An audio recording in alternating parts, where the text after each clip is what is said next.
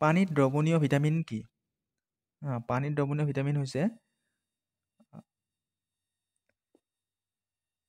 Vitamin A. Year option number এটো হ'ল পানীত দ্ৰৱণীয় ভিটামিন। ভিটামিন বি আৰু চি পানীত দ্ৰৱণীয় মানে ৱাটাৰ চলুবল ইংলিছত হ'ব চলুবল ৱাটাৰ চলুবল। ভিটামিন দুটা আছে, ফেট চলুবল আৰু ৱাটাৰ চলুবল। বাকীখিনি হ'ল ফেট চলুবল। যি বি আৰু চিক বাহিৰে বাকীখিনি হ'ল ফেট চলুবল। নেক্সট আছে এস্কোমাইচিটিছ কি? ভেঁকুৰ, ভিটামিন ৰোগ। ইয়াৰ শুদ্ধ এনচাৰ কোনটো হ'ব? অপশ্যন নম্বৰ বিটো ইয়াৰ শুদ্ধ এনচাৰ ভেঁকুৰ।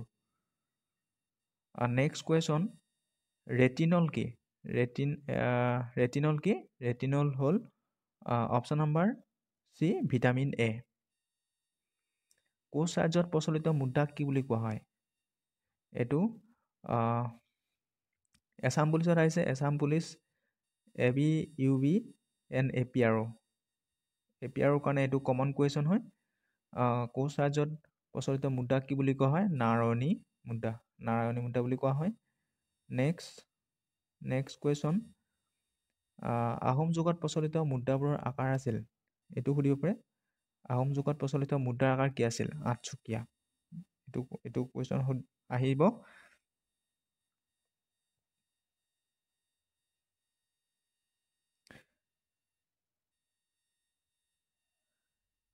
কোনখন দেশৰ কাগজী নোটত ভগৱান গণেশৰ ফটো ব্যৱহাৰ কৰা হয়? কোনখন দেশৰ কাগজী নোটত ভগৱান গণেশৰ ফটো ব্যৱহাৰ কৰা হয়? ইয়াৰ শুদ্ধ এনচাৰ হ'ব অপশ্যন নম্বৰ এ ইণ্ডোনেছিয়া ইয়াৰ শুদ্ধ এনচাৰ। নেক্সট, ভাৰতবৰ্ষত ইষ্ট ইণ্ডিয়া কোম্পানীৰ ৰাজত্বৰ অৱসান কেতিয়া হৈছিল? ভাৰতবৰ্ষত ইষ্ট ইণ্ডিয়া কোম্পানীৰ ৰাজত্বৰ অৱসান ঘটিছিল 1858 চনত। ইয়াৰ শুদ্ধ এনচাৰ হ'ব অপশ্যন নম্বৰ এ শুদ্ধ এনচাৰ হয়। নেক্সট কুৱেশ্যন, অস্ত্ৰ নিষিদ্ধ আইন কোনজন ইংৰাজ শাসকে প্ৰৱৰ্তন কৰিছিল? অস্ত্ৰ নিষিদ্ধ আইন কোনে প্ৰৱৰ্তন কৰিছিল? লৰ্ড লিটনে প্ৰৱৰ্তন কৰিছিল।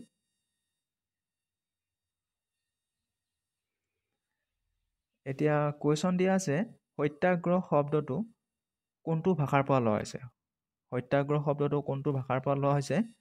অপশ্যন নম্বৰ এ সংস্কৃতৰ পৰা লোৱা হৈছে।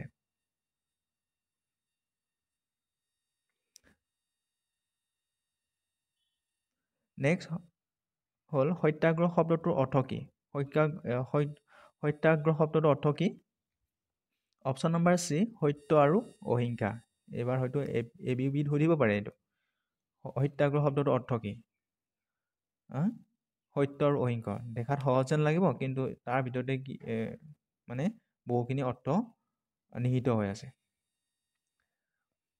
নেক্সট কুৱেশ্যন, তলৰ কোনবিধৰ বাবে তাজমহলৰ প্ৰতি ভাবুকি আহি পৰিছে? কোনবিধৰ কাৰণে ভাবুকি আহি পৰিছে? এইটো ছায়েন্সৰ কুৱেশ্যন হয়। ছালফাৰ ডাই অক্সাইডৰ কেমিকেল ফৰ্মুলাটো কি? ছালফাৰ ডাই অক্সাইড এইটো। নেক্সট কুৱেশ্যন, আগষ্ট বিপ্লৱ কাক বুলি কোৱা হয়? ভাৰত ত্যাগ আন্দোলন। ভাৰত ত্যাগ আন্দোলনৰ আগষ্ট বিপ্লৱ বুলি কোৱা হয়। কেতিয়া হৈছিল? 8 আগষ্ট 1942 1942 চনৰ হৈছিল। 1942 চনৰ 8 আগষ্ট 1942 চনত ভাৰত ত্যাগ আন্দোলন হৈছিল। সেইকাৰণে ভাৰত ত্যাগ আন্দোলনক কি বুলি কোৱা হয়?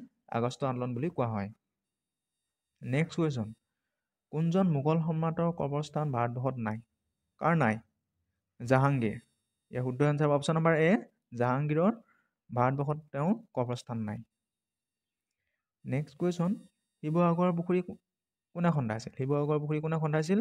এইটো কুৱেশ্যন হ'ব পাৰে।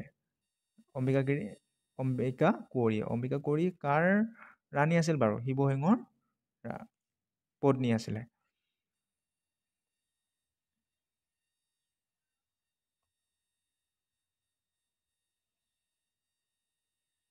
তলৰ কোনগৰাকী শিৱসিংহৰ পত্নী আছিলে? মই অলপ আগত কৈছিলোঁ শিৱসিংহৰ পত্নী কোন আছিল?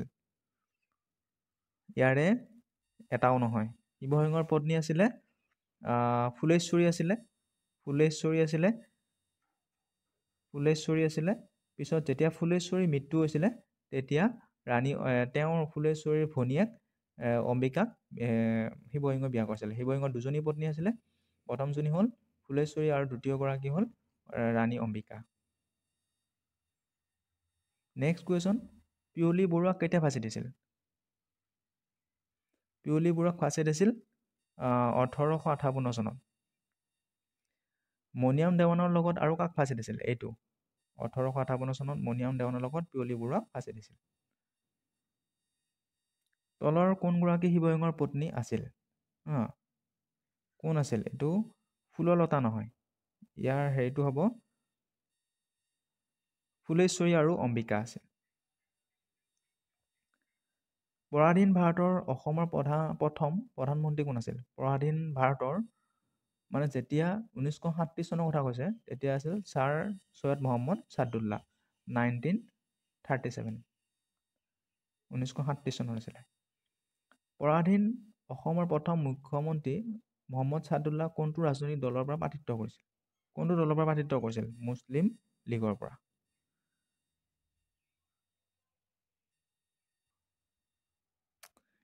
নেক্সট কুৱেশ্যন, অসম ছাত্ৰ সন্মিলনৰ প্ৰথম অধিৱেশন কেতিয়া অনুষ্ঠিত হৈছিল?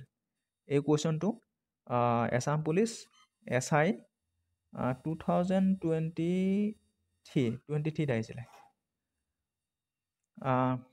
অসম ছাত্ৰ সন্মিলনৰ প্ৰথম অধিৱেশন হৈছিলে 1916 চনত। 1916 চনত হৈছিলে। নেক্সট কুৱেশ্যন, কোনজন মোগল সম্ৰাটৰ পৰা অনুমতি লৈ ইংৰাজসকলে ভাৰতত বেপাৰ বাণিজ্যৰ পাতনি মেলিছিল?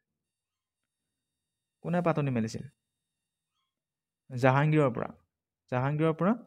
1608 চনত আহিছিলে। ছাৰ টমাছ ৰ আহিছিলে। নেক্সট কুৱেশ্যন, চন্দ্ৰগিৰি ৰজাৰ পৰা তলৰ কোনখন ঠাই ইংৰাজসকলে কিনি লৈছিল? চন্দ্ৰগিৰি ৰজাৰ পৰা তলৰ কোনখন ঠাই ইংৰাজসকলে কিনি লৈছিল? Option number C, Madras.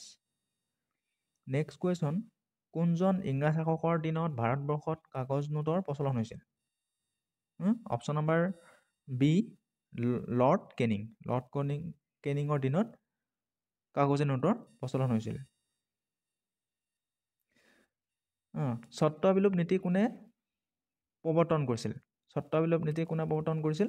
Lord ডেলহাউছে। Lord ডেলহাউছে স্বত্ব বিলোপ নীতি প্ৰৱৰ্তন কৰি কি কৰিছিল? মানে ৰাজ্যবিলাক তেওঁ নিজৰ শাসনলৈ আনিছিল।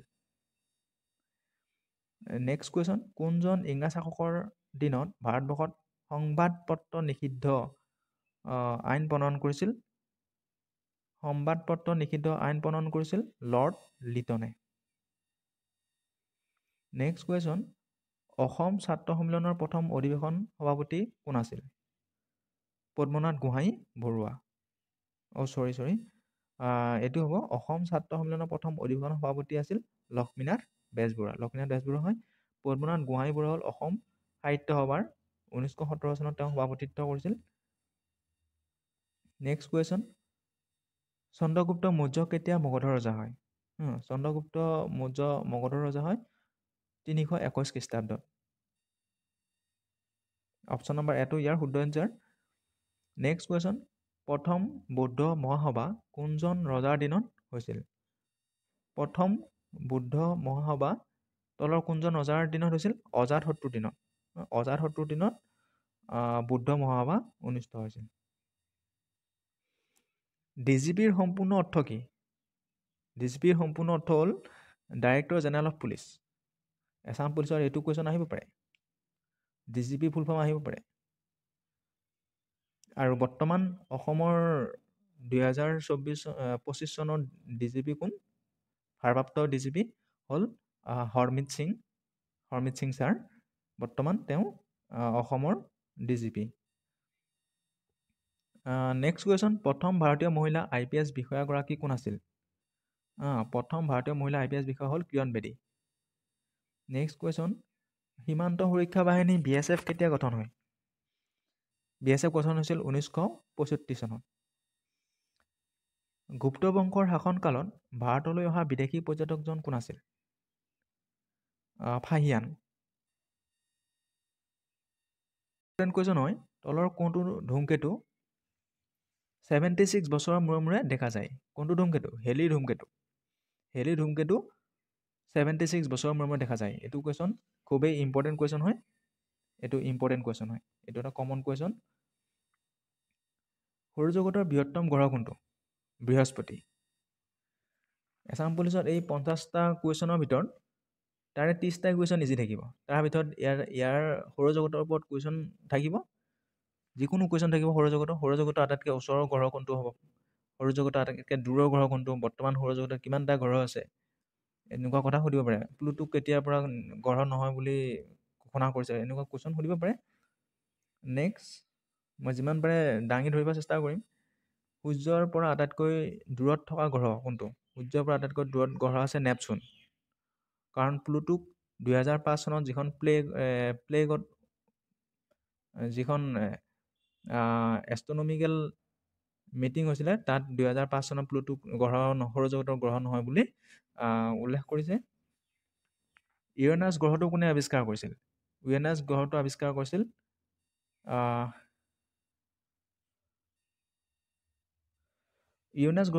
কৰিছিল উইলিয়াম হাৰ্চেলে। নেক্সট কুৱেশ্যন, সৌৰজগতৰ আটাইতকৈ বেগী গ্ৰহ কোনটো? সৌৰজগতৰ আটাইতকৈ বেগী গ্ৰহ হ'ল বুধ।